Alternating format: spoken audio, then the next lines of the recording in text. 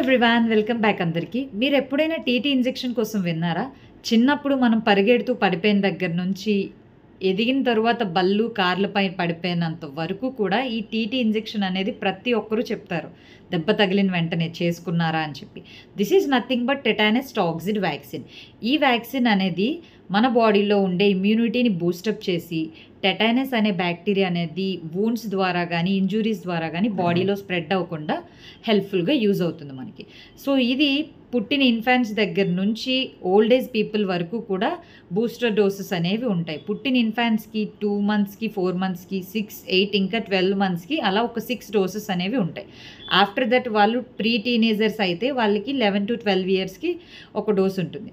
After they becoming adults అంటే 18 to 25 దాటిన వాళ్ళు ఎవరైతే ఉంటారో వీళ్ళందరూ ఎవ్రీ 10 ఇయర్స్కి కూడా ఖచ్చితంగా టెటానస్ అనే వ్యాక్సిన్ తీసుకోవాలి.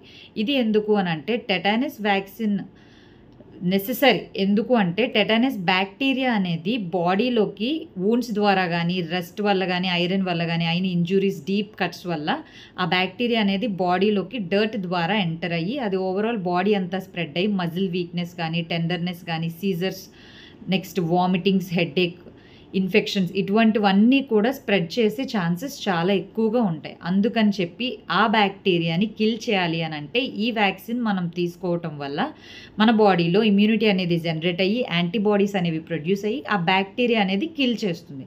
సో అందుకే పడిపోయిన ప్రతిసారి ఎక్కడ చిన్న కట్స్ కానీ, వూండ్స్ కానీ, ఐరన్ వల్ల కానీ, రస్ట్ వల్ల కానీ, ఎటువంటి డర్టీ ప్లేసెస్లో మీరు పడిపోయినా కానీ వెంటనే టీటీ వ్యాక్సిన్ అనేది చేసుకోండి.